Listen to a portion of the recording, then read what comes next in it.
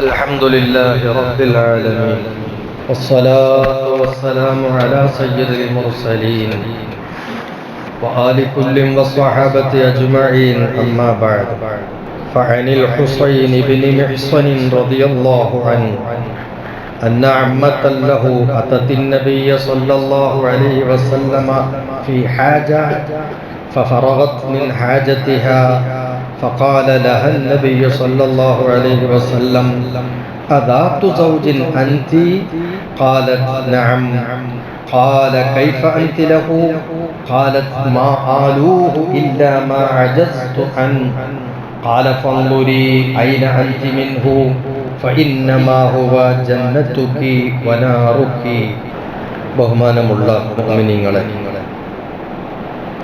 അല്ലാഹു സുബ്ഹാനഹു വ തആല പവിത്രമായ റമളാനിൻ്റെ എല്ലാ അർത്ഥത്തിലും പൂർണ്ണമായി ഉപയോഗപ്പെടുത്താനും ഗനീമത്തെടുക്കാനുമുള്ള വലിയൊരു തൗഫീഖ് നമുക്ക് നൽകട്ടെ. വാക്കും പ്രവൃത്തിയും ചിന്തയുമൊക്കെ നന്നാക്കാനും പരമാവധി ഈ ദിവസത്തിലുള്ള നന്മകൾ വാരിക്കൂട്ടാനും റബ്ബ് നമുക്കെല്ലാം തൗഫീഖ് നൽകട്ടെ.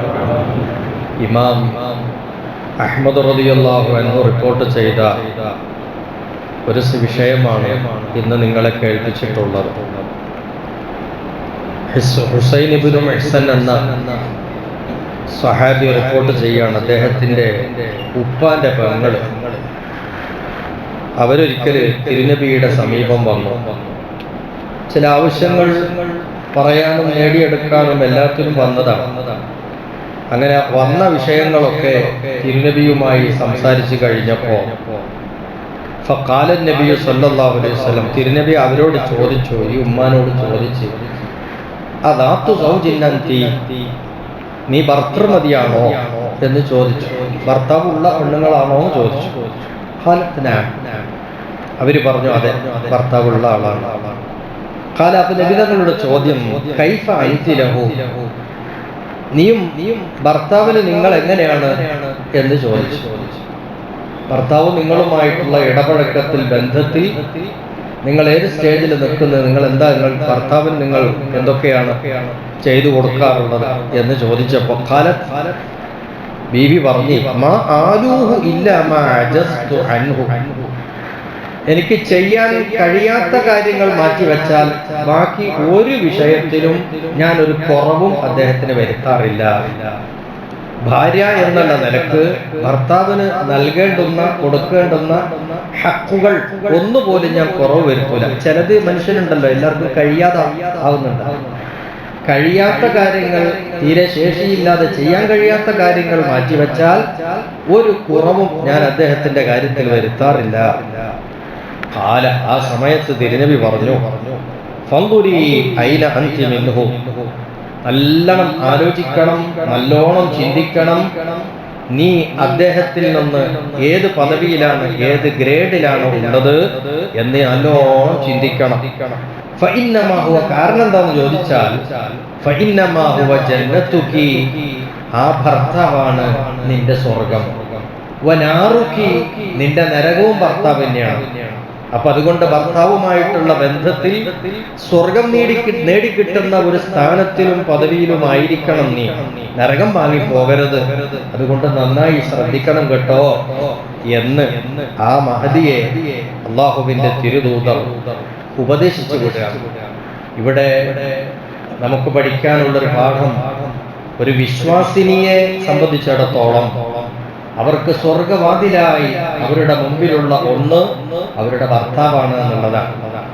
ആ ഭർത്താവുമായി ഭാര്യ ഇടപഴക്കത്തിൽ, സ്നേഹബന്ധത്തിൽ, ഒത്തുള്ള ജീവിതത്തിൽ മുന്നോട്ട് ഗമിക്കുമ്പോൾ സ്വാഭാവികമായും ഉണ്ടാകുന്ന ഗർവും ചില ദുശ്ശീലങ്ങളും ചിലപ്പോ ഒരു വിശ്വാസിനിയാണെങ്കിൽ പോലും ആ പെണ്ണിനെ നരകത്തിലേക്ക് എത്തിക്കാൻ അത് കാരണമായേക്കും. ഒരിക്കലും അങ്ങനെ ഉണ്ടാകാൻ പാടില്ല. ആ സ്ത്രീ പരമാവധി അവർ കൊടുക്കേണ്ട ഹക്കുകൾ എല്ലാം വീട്ടുകയും, ഇതെന്റെ സ്വർഗത്തിലേക്കുള്ള കവാടമാണ്, എൻ്റെ ഭർത്താവ് സ്വർഗത്തിലേക്കുള്ള എനിക്കുള്ള ഒരു വാതിലാണ്, ആ വാതിൽ ഞാൻ കൊട്ടിയടക്കാൻ പാടില്ല, ആ വാതിൽ എനിക്ക് തുറന്നിടപ്പെടേണ്ടതുണ്ട് എന്ന ചിന്തയിൽ പരമാവധി ആ സഹോദരി ഒരുപാട് കാര്യങ്ങൾ ചിന്തിക്കാനും പ്രവർത്തിക്കാനുമുണ്ട്. ജീവിതത്തിൽ അഡ്ജസ്റ്റ്മെന്റ് എന്ന് പറയുന്നത് വളരെ പ്രധാനപ്പെട്ടതാണ്. ഭാര്യ ഭർത്താവും ആകുമ്പോൾ ചില്ലറ വിഷയത്തിന് വേണ്ടി ചൊടിക്കുന്ന രീതി ചില ആണുങ്ങൾക്കും ഉണ്ട്. അത് തീരെ നന്നല്ല. ചില ഭാര്യ ഭർത്താക്കന്മാർ തമ്മിൽ സംസാരിക്കാതെ ദിവസം കുറെ നീണ്ടുപോയി, കണ്ടാ മുണ്ടൂല, വീട്ടിലേക്ക് പോകും. അവരാണെങ്കിൽ ചോറ് എടുത്തു വെച്ചു കൊടുക്കും, അത് പോയിട്ട് കഴിക്കും, പിന്നെ വന്നിട്ട് കിടക്കും. യാതൊരുവിധ മിണ്ടാട്ടവും ഇല്ലാത്ത എത്രയോ ദമ്പതിമാരെ കുറിച്ച് കേട്ടിട്ടുണ്ട്. വാസ്തവത്തിൽ അതൊക്കെ അവരുടെ ജീവിതത്തിൽ വല്ലാതെ കൂടുതൽ ബുദ്ധിമുട്ടുണ്ടാക്കും. ഇതൊരു വൺ സൈഡ് ആയിട്ട് കാണേണ്ടതില്ല. അതേ സമയത്ത് ഭാര്യയെ ദ്രോഹിച്ചതിന്റെ പേരിൽ, ഭാര്യയോടുള്ള ഹക്ക് വീട്ടാത്തതിന്റെ പേരിൽ കല്യാണം കഴിഞ്ഞ് മക്കളെയാക്കി തിരിഞ്ഞു നോക്കാതെ അവരെ ഇട്ടേച്ച് പോകുന്ന ആളെ സംബന്ധിച്ചൊക്കെ അടുത്തുള്ള ദൂഷ്യങ്ങളും അയാൾക്ക് വരാനിരിക്കുന്ന ഭവിഷ്യത്തുകളും വേറുണ്ട്, ഇല്ലാത്തത് കൊണ്ടല്ല. പക്ഷെ കടപ്പാടുകൾ പറയുമ്പോൾ നമ്മൾ ഇതെല്ലാം അങ്ങോട്ടും ഇങ്ങോട്ടും ആലോചിക്കേണ്ടതുണ്ട്. ഒരിക്കലും ഒരാളെ കൊണ്ടും വേറൊരാൾക്ക് ഒരു ദ്രോഹം ഉണ്ടാവരുത്. അതെപ്പോഴും പരസ്പരം രണ്ടു കൂട്ടരും ചിന്തിക്കേണ്ടതുണ്ട്. അതോടൊപ്പം പിന്നെ ഭാര്യയെ സംബന്ധിച്ചിടത്തോളം ഭർത്താവിന് കൊടുക്കേണ്ട ഹക്കുകൾ അവർ വീട്ടുന്നതിൽ പിശുക്ക് കാണിക്കാൻ പാടില്ല. അതുപോലെ ഭർത്താവ് തിരിച്ചിങ്ങോട്ടും എന്താണ് ഭാര്യ ഭർത്താവിന് ചെയ്തു കൊടുക്കേണ്ട ഹക്ക്? തിരുനബി ചോദിച്ചൊരു ചോദ്യത്തിലെല്ലാം ഉണ്ട്, ഐന അൻതി മിൻഹു, നീ ഭർത്താവുമായി ഏത് സ്റ്റേജിലാണ് നിൽക്കുന്നത്? അഥവാ സ്നേഹം കൊണ്ട് നീ ഭർത്താവുമായി അടുത്തു നിൽക്കുന്നുവോ, അകന്നു നിൽക്കുന്നുവോ? ബുദ്ധിമുട്ടുണ്ടാകുമ്പോൾ, പ്രയാസങ്ങൾ ഉണ്ടാകുമ്പോൾ ആ ഭർത്താവിന് അടിയന്തര സഹായം എത്തിക്കുന്ന വിഷയത്തിൽ, അല്ലെങ്കിൽ പെട്ടെന്ന് വേണ്ട ഹെൽപ്പുകൾ നൽകുന്ന വിഷയത്തിൽ നീ മുൻപന്തിയിലുണ്ടോ, അല്ലെങ്കിൽ പിന്നാക്കം പോകുന്നവരാണോ? അതുപോലെ തന്നെ ഭർത്താവ് വിളിക്കുമ്പോൾ ആ വിളിക്ക് ഉത്തരം ചെയ്ത് അനുസരിക്കുന്നവളാണോ, അതല്ലെങ്കിൽ തിരിഞ്ഞു നടക്കുന്നവളാണോ? ഇങ്ങനെയൊക്കെയാണ് ഐന അൻതി മിൻഹു എന്നതിന്റെ താല്പര്യം. നീയും അവരുമായി ഏത് സ്റ്റേജിലാണുള്ളത്? ചിലപ്പോഴൊക്കെ ഭർത്താവ് എന്തെങ്കിലും പറയുമ്പോൾ അതിന് പുറംതിരിഞ്ഞു നിൽക്കുന്ന രീതിയുണ്ട്. എന്തു പറഞ്ഞാലും അതിന് ഉൾട്ട പറയാം, എന്തു ആവശ്യപ്പെട്ടാലും അതിന് നേരെ വിപരീതം ചെയ്യുക. ഇത്തരം രീതിയാണോ എങ്കിൽ അവർക്ക് ഈ ഭർത്താവിനെ കൊണ്ട് സ്വർഗമല്ല കിട്ടുക, നരകമാണ് കിട്ടുക. അതേ സമയത്ത് നേരത്തെ പറഞ്ഞതുപോലെ വളരെ സ്നേഹിക്കുകയും അവർ ബുദ്ധിമുട്ടുമ്പോൾ സഹായിക്കുകയും അവർക്ക് വേണ്ട മാനസികവും ശാരീരികവുമായ പിന്തുണ നൽകുകയും അവരുമായിട്ടുള്ള അവർ വിളിക്കുമ്പോൾ ചെല്ലുകയും അവരുടെ ആവശ്യങ്ങൾ എന്താണോ അത് കേൾക്കുകയും ഈ നിലക്കുള്ള ഒത്തൊരുമിച്ച് കൂടിയിട്ടുള്ള സ്നേഹസമരണമായിട്ടുള്ള സമീപനം അതൊരു സ്ത്രീയെ സംബന്ധിച്ചിടത്തോളം, വിശ്വാസിനിയെ സംബന്ധിച്ചിടത്തോളം ആ ഭർത്താവ് ഈ പെണ്ണിന്റെ സ്വർഗവാതിലായി മാറി. ഭർത്താവാണ് ഒരു സ്ത്രീയുടെ സ്വർഗത്തിലേക്ക് പ്രവേശിക്കാനുള്ള കാരണവും അല്ലെങ്കിൽ വടക്കാണെങ്കിൽ നരകത്തിൽ കടക്കാനുള്ള കാരണവും അത് തന്നെ എന്നാണ് അള്ളാഹുവിന്റെ ദൂതർ ഓർമ്മപ്പെടുത്തിയത്. അപ്പോ സ്വർഗവാതിലുകൾ പറയുമ്പോൾ നമ്മുടെ കൂട്ടുജീവിതം, കുടുംബജീവിതമെല്ലാം നമുക്ക് സ്വർഗത്തിന്റെ വാതിലായി തന്നെ മുന്നിൽ വന്നു നിൽക്കുന്നുണ്ട് എന്ന് നാമും ഓർക്കണം. അല്ലാഹു തആല നമ്മുടെ ബന്ധങ്ങൾ, നമ്മുടെ ജീവിതങ്ങൾ എല്ലാം അല്ലാഹു സുരക്ഷിതവും സന്തോഷമുള്ളതും ആക്കി തരട്ടെ.